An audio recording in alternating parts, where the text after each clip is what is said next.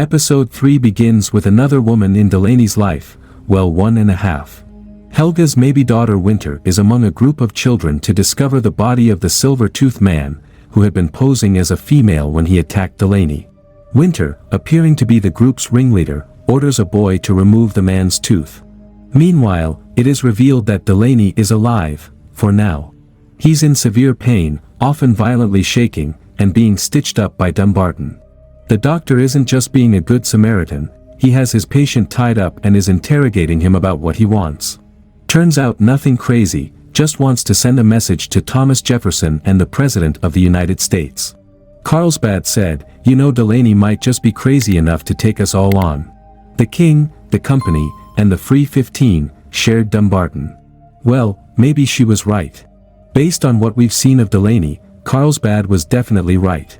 Delaney doesn't want money for his father's land, he will give Nootka to whichever nation gives him a trade monopoly of tea. All the tea in China, he says. You should have said that from the start, admits Dumbarton. Would have saved yourself a lot of pain. The interrogation wasn't all good for the doctor, he unknowingly gave Delaney one piece of information that he didn't have: Carlsbad is a woman. Now stitched up and alive, if not still in extreme pain, Delaney has some business to handle. As usual, upon returning home, he gets a lecture from Brace. For what do you risk your life? The servant asks. After a little rest, the duo heads to the docks to meet Atticus. Unsurprisingly, he's the man to turn to for weaponry. The news of the silver-toothed man's death has spread, prompting Atticus to try and give Delaney advice on what is the best part of a man to eat. Come on, Atticus, that's like telling Michael Jordan how to dunk. Refusing to leave London for his own safety, Delaney orders Brace to deliver a letter to the king and Atticus to take him into the city. He's not making a food run, he's headed to see Thoit to craft a will. No, he didn't decide to leave everything to his dear sister, instead in the event of his death, his land and possessions go to the US government. So now we know the savage boy is cunning, says Stuart Strange, noting that now they not only can't kill him, it's also in their best interest to keep him alive. Just because the British have incentive for him to live doesn't mean Delaney isn't still going into full lockdown mode. The house is being boarded up and he decides to take inventory of the rest of his father's home. He heads down to the flooded basement, where once again Winter appears out of nowhere.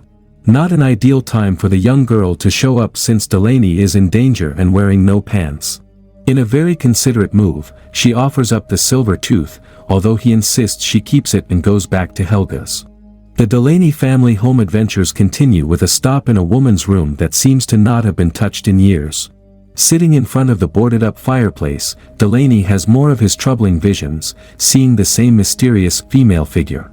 He proceeds to open up the fireplace and notices a symbol on the wall. When Brace enters, he questions him about the mark, sharing that it's the same symbol that was tattooed on him when he was a prisoner in Africa. You don't speak, but you do have answers, he tells his loyal servant. And you will give me answers. The next scene features Delaney visiting his mother's grave, begging the question, is she the woman from his visions? The old expression, the enemy of my enemy is my friend, gets put to the test as the king's go-to-man Coop meets with Strange. The company and the government aren't in a good place right now as they're presently engaged in a standoff regarding India. Coop reveals that he received a letter from Delaney saying that he will give Nootka to the British if they give him a monopoly on trade of sea otter pelts, an offer that would damage the company. Knowing this, Coop attempts to use this as leverage to settle the India dispute. Strange is enraged, telling Coop that this is all about revenge. What the hell did you do to him, Stuart? Asks Coop, seeming as if he already knows the answer. In a classic Delaney move, Coop immediately heads off for another important meeting. He attends Lorna's show, making sure that she gets a message from him. Speaking of going to see a performance, Delaney makes an unexpected appearance at a brothel full of men dressed up as women. He spots a familiar face, who rightfully runs away when he's noticed. Tracking the man down, Delaney quips, "You haven't changed a bit."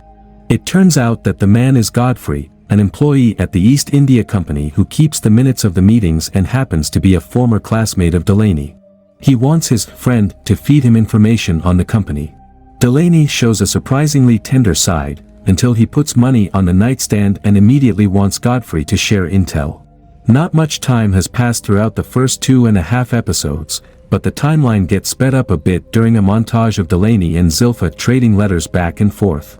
As Delaney prepares his ship and business dealings, he writes to his sister telling her that they can leave once the company has fallen.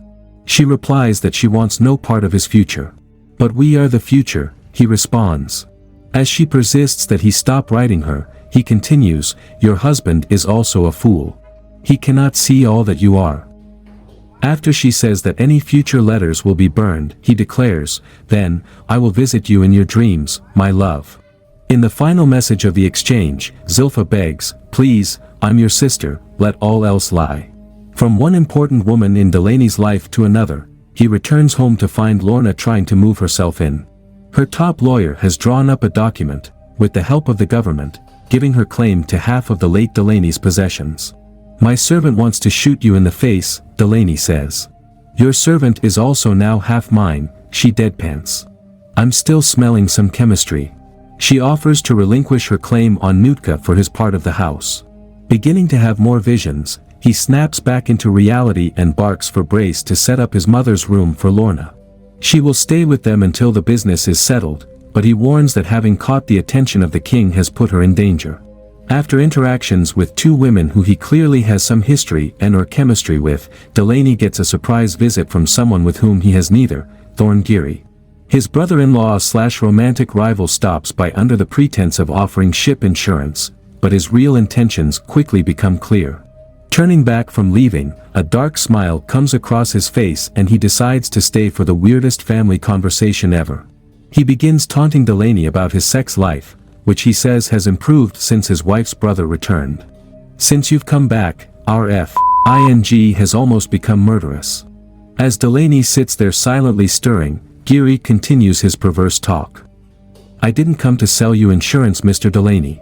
I came to thank you." Well, Delaney soon has something to be thankful for himself. Zilpha has summoned him to an empty church. "I used to think we were the same person," she admits. "We are," he replies. Insisting they aren't, Zilpha moves from the booth across from her brother and sits on his lap. They briefly kiss, before she gets up, lifting her skirt as she walks away, a callback to the last episode when Delaney says she used to lift her skirt and walk away like nothing happened. "Now, I never want to see you again," she states. Always persistent, her brother insists she will. Returning home, Zilpha is sitting down for a tense dinner with her husband.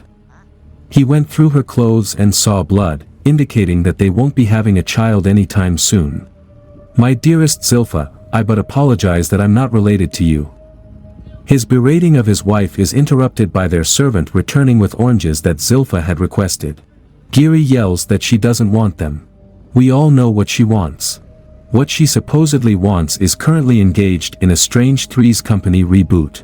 Brace, Lorna, and Delaney are all hanging around their shared house, until she insists that she must leave to go perform. Initially resisting, Delaney allows it, deciding that he will take in some theater. Facing a feisty crowd, Lorna storms off the stage, while at the same time, Delaney notices a woman exiting the crowd. Looking flustered, Lorna begins heading home, only to be offered a ride by the woman, who claims to be a fan. Appearing to be a fan of more than Lorna's acting, the woman kisses her and reveals that a powerful man has paid to watch them together. When the carriage stops, the man grabs Lorna and she in turn cuts him. With perfect timing, Delaney shows up with a gun, ordering them to leave her be. "That bee is dead," declares the man. Once in the clear, Delaney insists that she leave for Paris until things are settled. She refuses, instead heading home to her chilled room. While Delaney speculates on who knew that she was staying with them, he comes to the conclusion that the government and company will be coming for her. What did you think? Did the focus on Zilpha and Lorna help the show? Will Delaney get over his sister and move on to his stepmother?